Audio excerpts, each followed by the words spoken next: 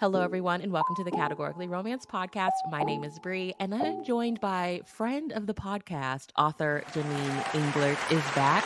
And today we're chatting about her newest Harlequin, Mills and Boon Historical. Guys, I loved it so much. A Laird Without a Past, which is book one in her new Secrets of Clan Cameron series. Jeanine, welcome back. Thank you so much for having me. I love being here each and every time. I'm so happy to chat with you again. It's like I just love catching up with you. So, it's the summer. It's the middle of July as we're recording this. Tell me your summer aesthetic. Like, what have you been loving this summer? Have you been taking care of yourself this summer? Like, give me all the summer details for you. So our summer has been jam-packed. So I'm exhausted, but like a beautifully exhausted way, if that makes sense. We moved like the last day of school, post-planning. Oh We my gosh. came and picked up our keys for our new house. Congratulations. So it was really exciting. So we ended up, and I wouldn't recommend this for everyone, but we ended up moving out of our old house into this new house and selling our old house all within like 15 days. So it was a little intense, but like I said, great to have it all done. So we're getting all settled in. Love our new place. It's got lots of light. Very, and we did the whole like purge all the stuff you don't need. So that was a very sort of good thing for me to do. That was very healing, good for me. And now I just got a book turned in. The next one in this series, I just turned in 2 days ago. So I got that done. So I just feel like I've been very productive, kind of exhausted, but in a great way. Moving, turning in books. It's a lot. But it was great. Like I have Yeah. no complaints. I would do it again. So in a weird way, I guess I've taken care of myself by just accomplishing a lot this summer. But I guess just my best aesthetic for the summer is just change, just Yeah. embracing the chaos a little bit. And I love that you got the big stuff out of the way, like, really at the beginning of summer, so you can kind of enjoy the summer in this new space. Yes. So like we only have 2 weeks until we start pre-planning. And I Oh know my that you're going to gosh. feel that soon. New I know. teacher. I'm Yay. very So nervous. excited for you. Thank It's you. okay. That's okay. I still get nervous, and this is going to be the start of year 25 for me. Oh I my still get nervous. gosh. I can't wait to say year 25 for me, but I'm so excited for year 1. We'll start there. You're going to love it. I'm excited for you. I remember year one. It's amazing. So Oh my gosh, you're going to love it. I'm so excited. How do you feel? Okay, A Laird Without a Past is out. Royce, and I was calling her Iona. Is that how you were calling it, or were you calling her Iona? I go with Iona, but I'm also a believer in, pronounce it the way you feel it. So Okay. I was like, is it I? Okay, so Royce and Iona, their romance is out. Tell me how you felt writing their book. Let's start there. it was very cathartic for me and very, like I probably wrote the last 40,000 words for this book in a maybe 4 week period Oh my gosh. Okay. because it wasn't coming together for me. Yeah. And then all of a sudden, it just all came together. I'm one of those writers that needs to have, as they say, the bread in the oven a really long time for me to figure out what I want to do with it. And I need to spend a long time with my characters. So I actually had kind of a breakthrough. And I think you know this about me. I love Paula Chaffee, who does like the tarot card readings, Yes. to ask guiding questions about your book. And she helped me because I was just log jammed. I think I just couldn't figure out the characters. And I did a session with her. And then all of a sudden, talking with her just sort of like released the floodgates, and I could figure out what I wanted to do with those characters. I had more of an idea of how they needed to work through their character development.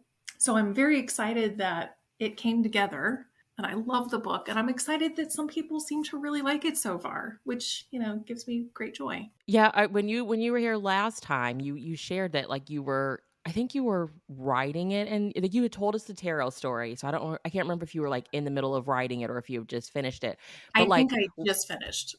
when I was reading it, like hearing you remind me of that, I'm like, what part of this book was she struggling with? Because it just all like flowed together so flawlessly. Like I could see so much of what like it of like what you love in it. Like you gave us a little bit of that mystery that we know that you love.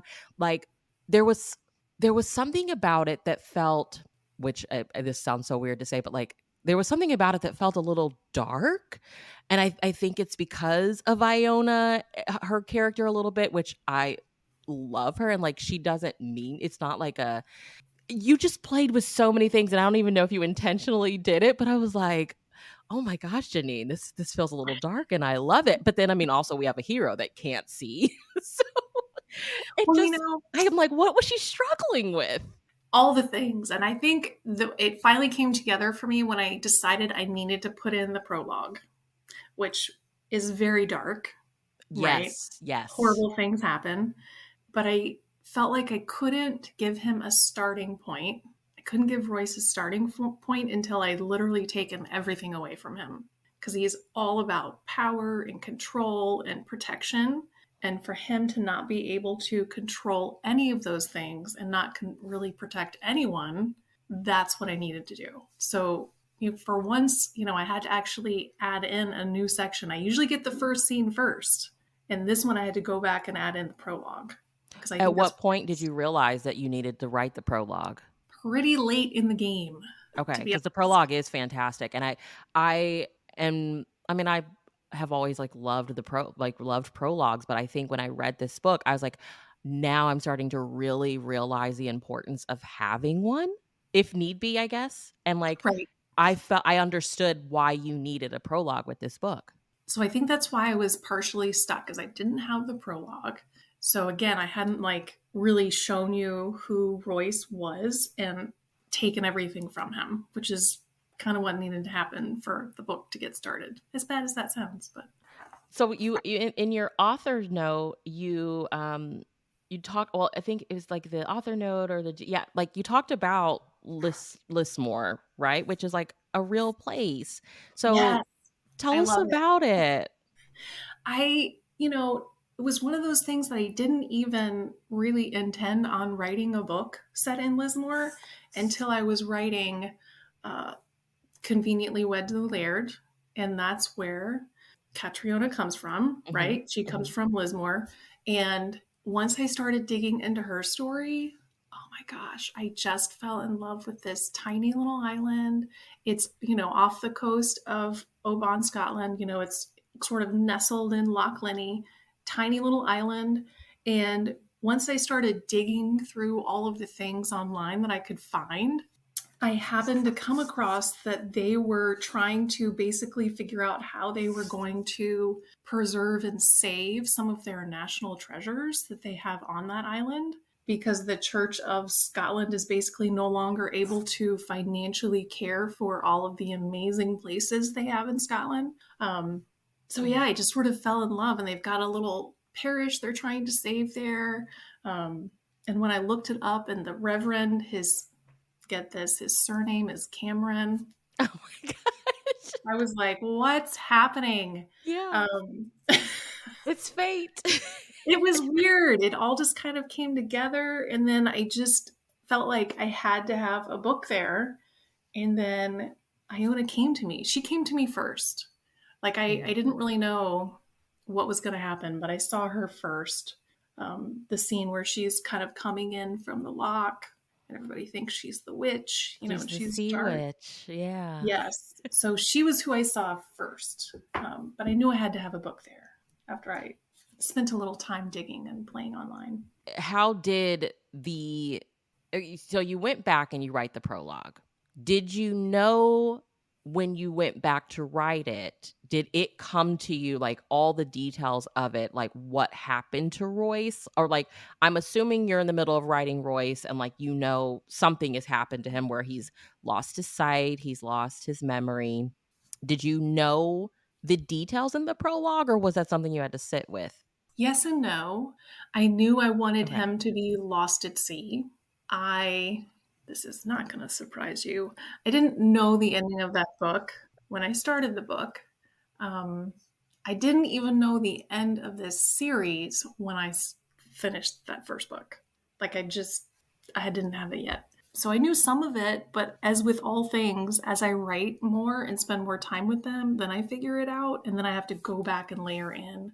And I never write in order, so my chapters are kind of all over the But the place more until that you I do figure that, yeah, the more that you do that, like, the more you continue writing, like, are you just leaning into it? Because I hope you're just leaning into it and having fun with the not knowing, or is it something that bothers you? Well, it bothers me when because I did it again this time. Like, my partner, Tanya, was like, I'm trying to save you from yourself, but so she tries so hard. She tries to be encouraging. It's like 4 weeks before this book's due.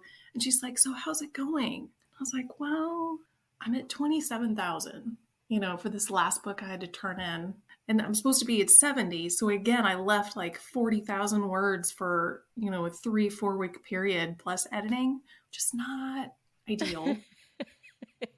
But I've accepted the fact that I must embrace the chaos, because when I try to force it too early, I end up scrapping all those chapters anyway. So if I force it, it just is horrible and I throw it out anyway. So I'm trying to get better at embracing the chaos of my process. Yes, I'm trying. It's hard, but I'm trying. So for anyone who hasn't read it yet, because we've talked a little bit about it already, and I'm like, tell us about the book. How would you summarize it to someone who hasn't read it yet? Well, and I didn't really intend it to be this way, but it's got the amnesia romance, right? It's got a little bit of a flipped Beauty and the Beast, a little bit, with Iona Yes. being more I of the was hoping you beast. would say that. I was hoping you'd say that. And then it's also got a little bit of Ugly Duckling in there, where she kind of realizes she is a swan and she's awesome, but it takes a while to get there. Um, so those are some of the tropes that are kind of woven into it. But overall, it's just the story of Royce Cameron, who's going to Lismore because he's desperate to figure out why his sister was even there. And he's really struggling with his role in what happened to her. He blames himself for part of Mhm. it. So it's Yeah. really important to him to figure out what happened and why. So he goes there secretly trying to figure out answers. He ends up getting ambushed and attacked at sea, left for dead. Iona just happens to be taking her nightly swim in the loch and then happens upon him on the shore, rescues him. She originally thinks he's dead, takes him in, heals him. He figures out that he's blind. He can't really remember who he is except for being ambushed. So it's all about them trying to figure out who he is. And there are people searching for Mhm. him. And they don't know why. So that's where sort of the mystery element comes in. Talk about the a big important part of this book. It's connected with the previous series. So Falling for a Yes. Stewart. Why did you want to connect the series like this in that way? Okay, well, as you probably have figured out, I cannot let go of my characters. So, the They're series was your coming to an babies. I know, I can't let go of them. So when the Camerons came to me and conveniently wed to the Laird, I was like, oh, well, maybe I could just bridge it into another series. That we don't really have to let go of anyone. So that was originally my motive for doing that, is I just cannot let go of my characters. I don't like to leave them. Um, so I just wanted to spend more time with them, and since she had that newfound relationship, I'll say that so I don't ruin anything or not too much. It kind of led to another 3-book series with the Camerons and having their stories explained. Well, you said that Iona I mean, she came to you, which I can totally see her being like this strong presence that's like, "Hey, Jeanine, I'm here. I need you to write my book." Yes. How did you develop Royce? Because I mean, everything that happens to him and his goal, his motivations, the conflict, all of that is so strong too. I can't imagine him like not having been such a strong presence, like knocking on your door, like your writer's desk, like, "Hey, Jeanine, this is me." So how did you develop him? He was through a lot of trial and error, but I tried to dig a lot into why he was just kind of so difficult, Mm-hmm. in Conveniently Wed to the Laird. He was very hard and rough and just kind of raw. And I was like, I gotta figure out why he's like that. So once I started peeling some of those back and help trying to figure out, what it is he's so desperate to control, and why, that kind of helped me develop him. And it's really just like I left a year between the end of Conveniently Wed to the Laird and then the beginning of A Laird Without a Past, so that he would have that whole time to kind of marinate in guilt and not being able to find answers for what happened to her and why, and blaming himself, so that that would kind of propel him forward. And I think that his whole goal of wanting to find out what happened to her tells us a lot about him. Because they could have just been happy that she was home and he could have just left it at that. But yeah, that guilt just like ate at him so much that finally it was just like, to hell with it. I have to go out there and figure it out.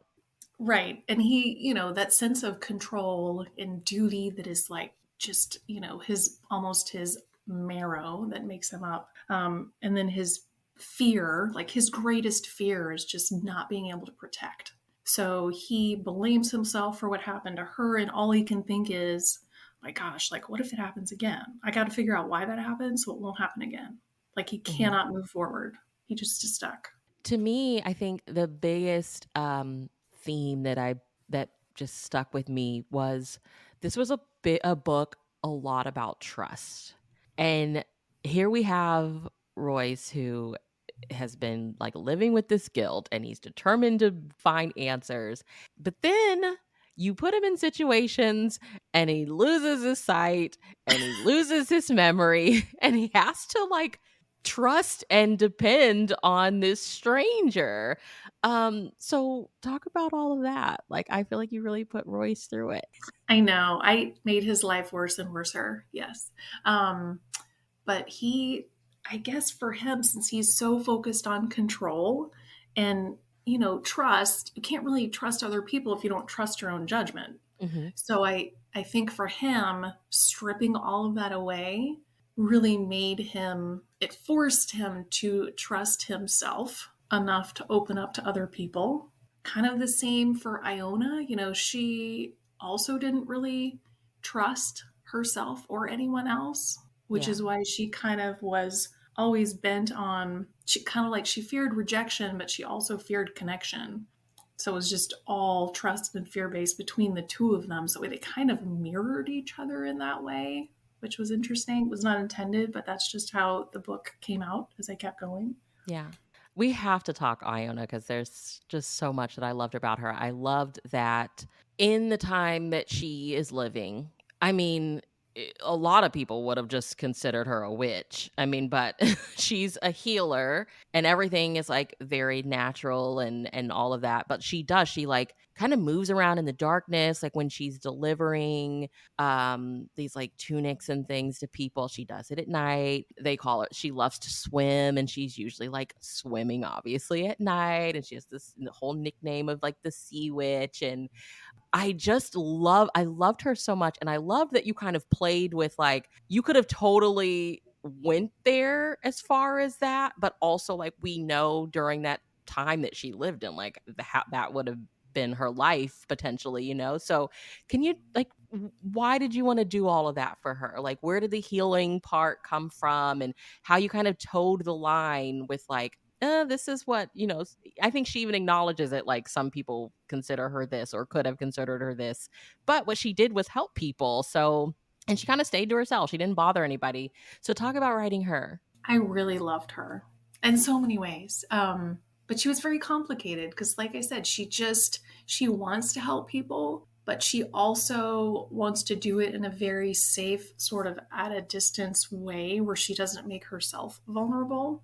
Um, and she's so just sort of crushed by, what happened to her parents, by the scarring that she has, that she just feels this sort of sense of never being enough and cannot really find a way to view herself as maybe possibly being enough for someone else or the community. So she's always literally on the outskirts. She lives outside of town. She, like you said, she only moves around really at night. She kind of hides in her cottage during the day and cares for her animals and makes her tinctures and all the powders that kind of like she can make for the community so that she can have enough money to support herself. But she's always on the outskirts, kind of peering in. She's even, when she travels at night, she kind of watches what's happening in the other houses and kind of wishes for those things, but is never daring enough to put herself out there to get them. Yeah. And that's why I felt like you kind of like played with it and towed the line, because even when they're starting to look for Royce and he's like, let's just let him know I'm here, it's fine, basically, and she's like, no, because if anything goes wrong, it'll fall back on the fact that you're here. And I was like, oh, I'm just thinking of all of my witch trial studies, like he would have been the scapegoat for anything that went wrong on that tiny little community. And I'm like, Jeanine, this is so great. I'm glad I you like think that that's where the part. darkness kind of came for me. Yeah, I mean, in a way, it's sort of like it's almost like she bought into whatever they were saying about her Yeah. to the point where she couldn't even distinguish what was really true versus what was said about her. Kind of Yeah. an interesting meshing. The healer part, like, did you do like was there any research into that? Or, I mean, did you just know on your heart, like, this is her job and we're just gonna go with it? Well, I mean, I tried to think of what was a way where she could be caring for others and maybe have a unique skill that would be needed, um, but that was something that she wouldn't have had to have had necessarily a education to be able to really do because she wouldn't have had the background for that or the means for that. So by making her kind of the almost inheriting information, like a sort of like almost ancient healers did, where the information was passed down from generation to generation. Yeah. I kind of wanted her to have that role. And then you can spend a very inordinate amount of time on the internet looking up flowers and herbs and what they're used for and what you can find where. So I did enjoy falling into that rabbit hole quite a bit.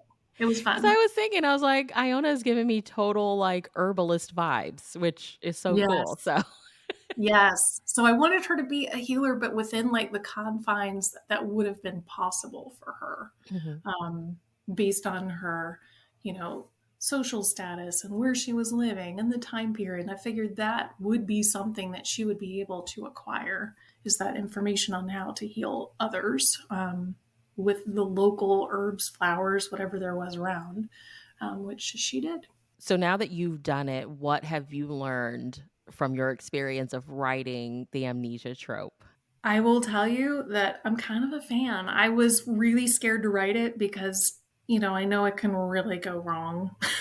But I do really like the amnesia trope. I don't know if I'm ever going to do it again. Like, I can't really think of how I might do it again, but I really do like it. I like that I kind of pushed myself into an area of mild discomfort, to write it. But yeah, it worked out better than it was kind of, because I do love sort of those amnesia tropes in books and movies. Like While You Were Sleeping, love that Mhm. one.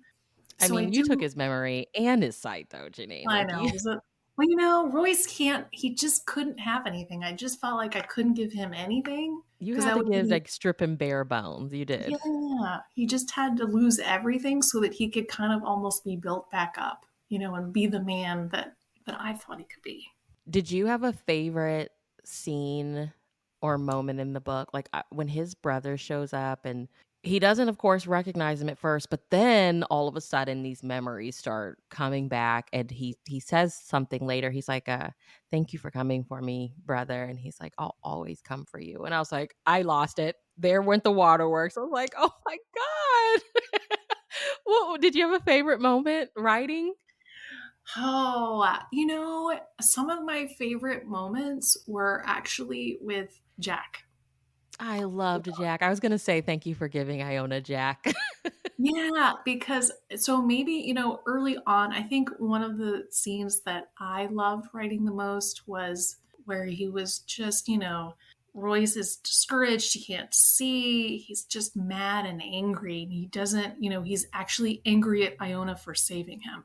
The Yeah. part where he's like, I don't even know if I wanted to be saved. Like, you Yes. didn't Yeah. ask me if I wanted to be saved because what kind of a life is this that I'm living? Because I can't see. I don't remember who I am.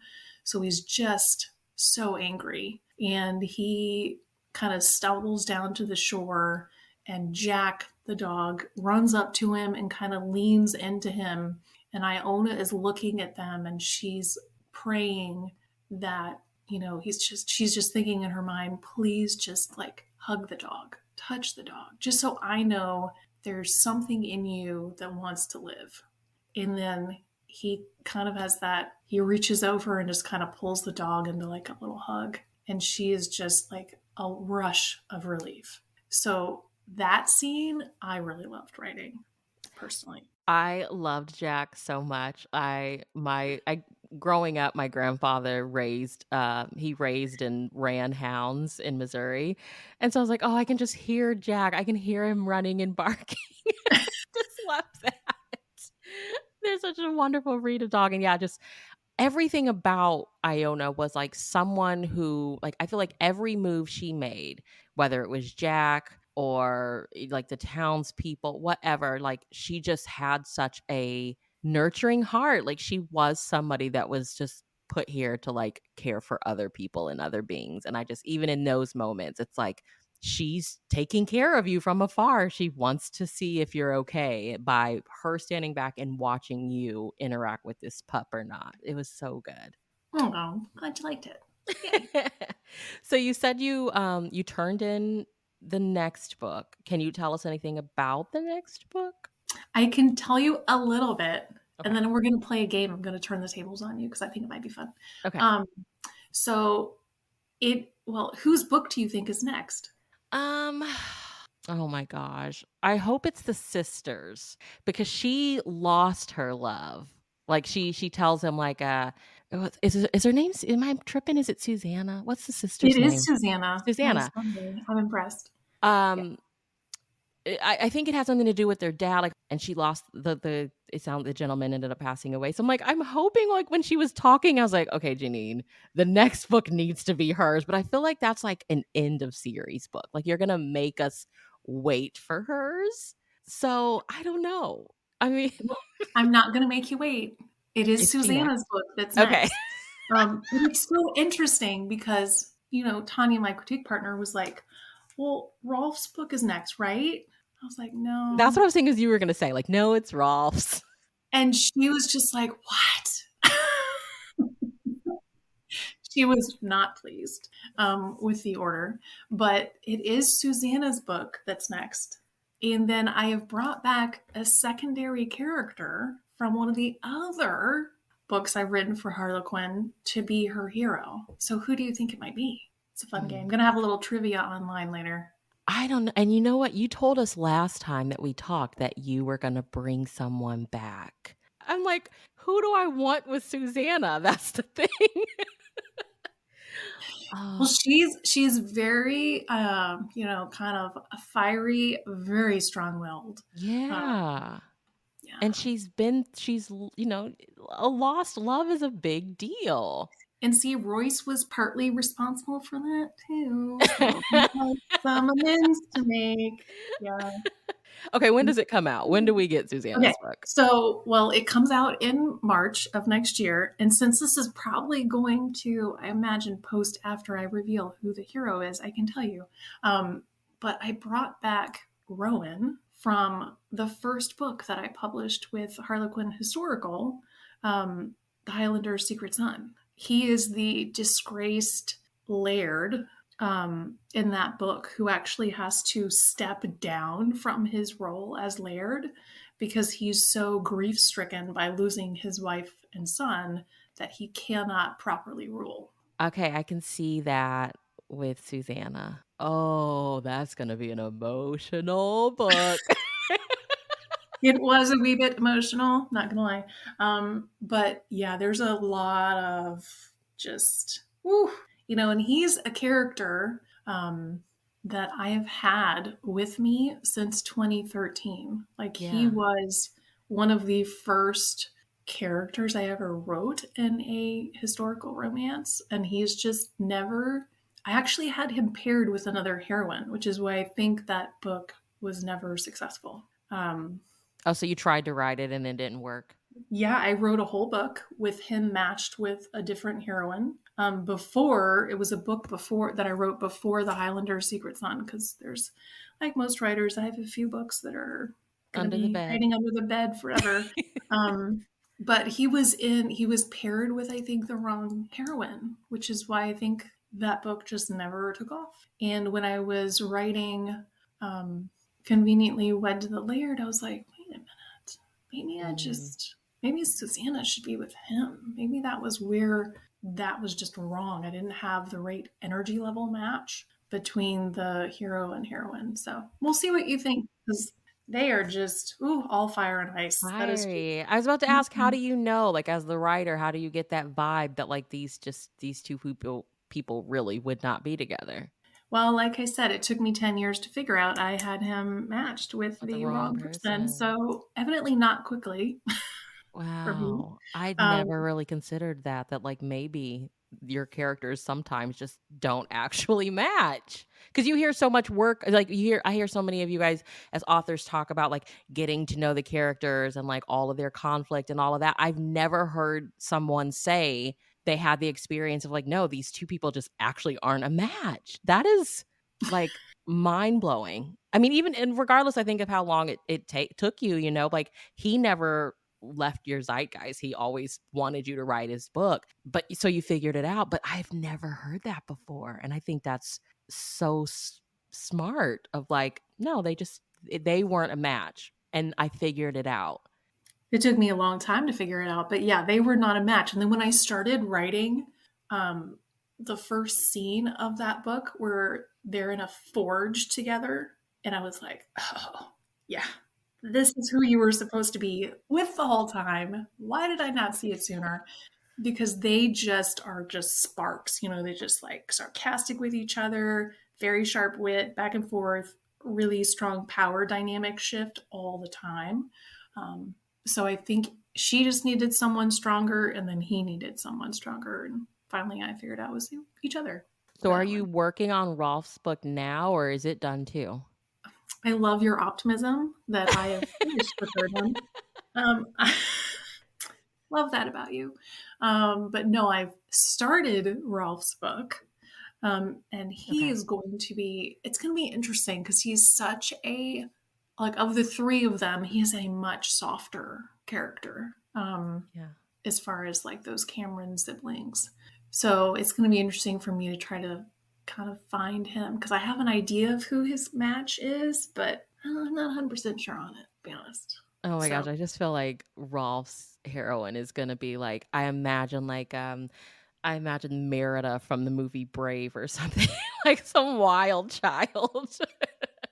well, you know what's funny is you're not far off. The sort of heroine that I have for him right now is she is a warrior that he originally doesn't realize that um, she's a female because she's sort of disguised herself to be Oh a my god, man. I love that. I love it. So that's what I have so far.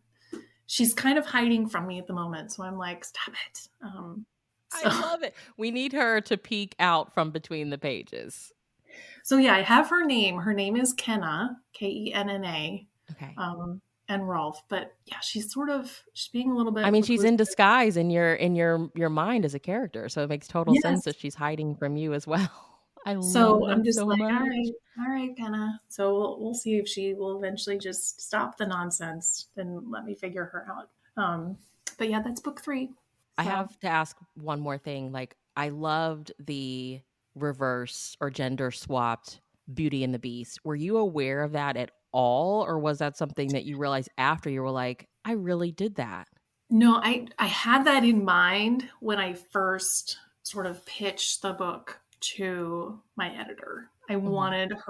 I wanted it to be a swapped Beauty and the Beast. She had to dial me in though, because I had her too dark at the beginning. Mm, okay. She, was a little too dark and edgy. And she was like, we gotta soften her a little bit so we can see who she is, because she was had too many edges, was a little too hidden, a little too That's your mystery lover coming out. oh, but she always has to dial me back because Shout out to editors. always, That's what they're there for. I know. Thank you, Charlotte. Uh, yeah, I just always take that just a I little bit forgot too Charlotte far. is an editor for Historical. Hi, Charlotte. We I love know she's Charlotte amazing. here. And she's so patient. She's so kind with me, especially in her revision letters. She's always very encouraging. And then she'll be like, so we might need to, you know, kind of get me to either dial something back or bring something more to the forefront. So, yeah. When you have that fairy tale or that, in mind, does that make it a little bit easier, or does it feel like it makes it a little more challenging in a way? For me, it makes it both a little bit easier, and I feel like I have kind of an idea in mind of what I want to pursue, but then harder because I don't want it to be too in your face. So it's always trying to make sure it's not, I don't know, just too much where people are like, oh, I see what she's doing. No, I think you did it perfectly. The only reason I picked up on it is because at one point she mentions her scar, and I'm like, okay, and it's on her face. Got it. Like, this is something she's insecure about. All of us girls have it. But then she's looking at Royce and she talks about how beautiful he is. And I was Yes. like, oh, Jeanine, this is a swapped Beauty and the Beast.